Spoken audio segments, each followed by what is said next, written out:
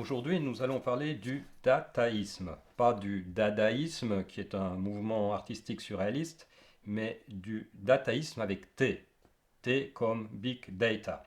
Le dataïsme est un mouvement intellectuel. Nous allons voir dans quelle mesure ce mouvement intellectuel est compatible avec l'anthropologie chrétienne. Le dataïsme prétend que le but de l'univers, c'est le réseau. Il faut que tout le monde soit connecté et aussi tous les objets. Et avec toute cette information, il est possible de tout optimiser, entre autres l'économie. C'est Yuval Noah Harari qui parle du dataïsme dans son livre Homo Deus, où il prévoit divers scénarios pour le futur de l'humanité. Je vous en lis un passage. Le but du dataïsme est de tout rattacher au système, y compris les hérétiques qui ne veulent pas y être branchés. Et tout ne signifie pas seulement les simples humains, tout signifie chaque objet. Nos corps bien entendu, mais aussi les voitures dans la rue, les réfrigérateurs dans les cuisines, les poulets dans leurs cages et les arbres de la jungle, tout doit être connecté à l'Internet de tous les objets.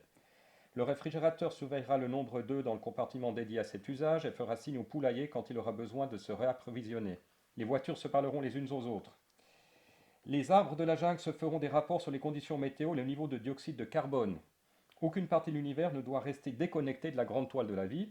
A l'inverse, le péché le plus grave serait de bloquer le flux de données.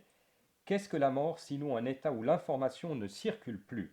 Pour le dataïsme, la liberté de l'information est donc le bien suprême.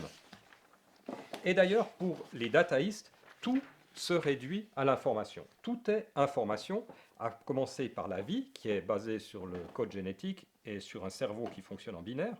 Et dans une telle perspective, tout le monde a non seulement le droit d'être connecté, mais le devoir de se connecter, de nourrir le réseau. C'est le droit de l'information dans le sens que c'est l'information qui a des droits.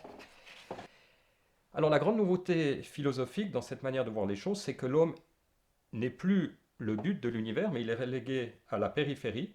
Ce n'est plus qu'un nœud dans le réseau. Alors comment un chrétien peut-il se situer face à cette nouvelle vision du monde? Trois remarques. La première remarque, c'est que l'homme est et sera toujours le but de l'univers.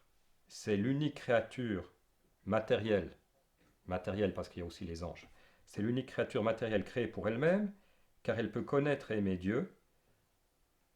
L'homme peut donner la vie à d'autres créatures qui, elles aussi, pourront connaître et aimer Dieu. En un mot, l'homme est à l'image de Dieu, tandis que ni les ordinateurs, ni les réseaux ne seront jamais à l'image de Dieu.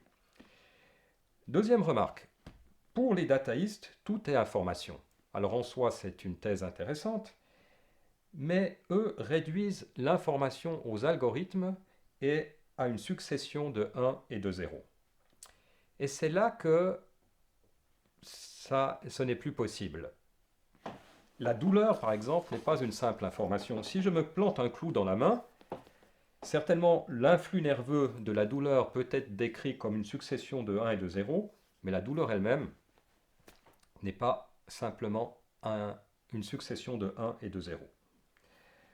En gros, les dataïstes confondent la réalité avec l'information capable de la décrire. Et il en est de même pour tous les sentiments. La peur, par exemple, n'est pas simplement une activation d'une zone de mon cerveau. Et la troisième remarque, c'est que ce droit de l'information est illusoire. Il est illusoire de penser que tout d'un coup, tout le monde va vouloir donner son information aux autres pour nourrir le réseau. Déjà aujourd'hui, on se rend compte que ceux qui détiennent l'information, comme Google, Facebook, etc., veillent jalousement sur leurs algorithmes de recherche et sur leurs bases de données. Ils ne veulent justement pas partager leur information avec tout le monde, parce que l'information a des enjeux économiques considérables. Et d'ailleurs pas seulement économiques, mais aussi stratégiques et militaires. Donc c'est une vision naïve, et même je dirais angélique de la réalité, de penser que ce réseau va être nourri par tout le monde. Même une telle vision de la réalité risquerait plutôt de déboucher sur un régime totalitaire mondial où un petit nombre de personnes contrôlerait la vie de tous les autres parce qu'ils ont accès à l'information. C'est déjà ce qu'on commence à voir quand on voit les scandales, par exemple liés à Cambridge Analytica et Facebook, où, grâce à la maîtrise des réseaux, on a pu influencer le vote des électeurs. Voilà, je vous remercie d'avoir suivi cette vidéo. Tous les liens sont dans la description. Merci beaucoup.